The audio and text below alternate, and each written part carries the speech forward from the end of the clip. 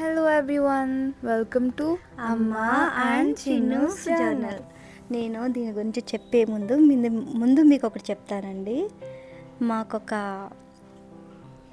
20 పాసులు వచ్చినాయి.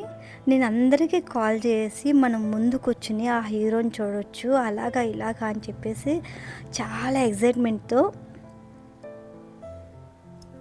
అందరికీ ఫోన్స్ చేసి చెప్పేస్తాను, రండి చాలా 20 ఉన్నాయి అలాగెలాగా అని చెప్పేసి. అంతా బాగానే ఉంది, మేము వెళ్ళాము.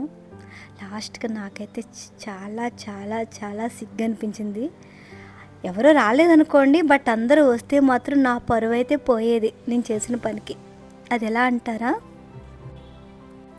సో అమ్మకి actually Ustad Bhagat Singh pre release ఈవెంట్కి ఎంట్రీ పాసెస్ వచ్చాయి అండ్ వివిఐపి సీట్స్ వచ్చాయి. సో అమ్మ చాలా వివిఐపి కాదు, విఐపి వచ్చాయి, వివిఐపి వచ్చాయి, ఎంవిఐపి అన్నీ వచ్చాయి.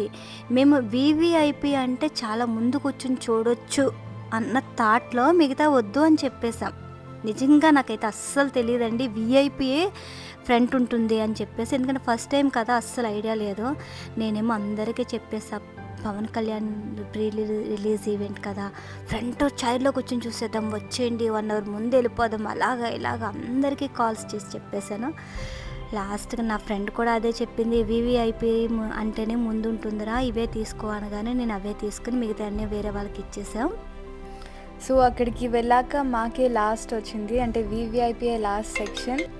సో అక్కడ చూస్తే మీకు అక్కడ స్క్రీన్ కనిపించదు, స్టేజ్ చాలా దూరంగా ఉండి అండ్ ఫ్రంట్ మొత్తం బార్స్తో కవర్ చేశారు. సో ఎవరికి ఏం కనిపించదు. నేను అమ్మ చాలా డిసప్పాయింట్ అయ్యాము దాన్ని చూసి. మేము ఫుల్ సెక్యూరిటీ అండి, డిప్యూటీ సీఎం కదా, ఫుల్ సెక్యూరిటీతో మొత్తం కవర్ చేసాం. మేము కాసేపు ఉన్నాం, ఎక్కువసేపు అయితే మేము లేము, ఇంకెంతసేపు నుంచోలేమని చెప్పేసి మేము బ్యాక్ వచ్చేసాం. అండ్ ఈ ఎక్స్పీరియన్స్ అయితే చాలా క్రేజీగా అనిపించింది మాకు. సో మీకు ఎలా అనిపించిందో కామెంట్ చేయండి and support the channel by liking and subscribing. Thank you.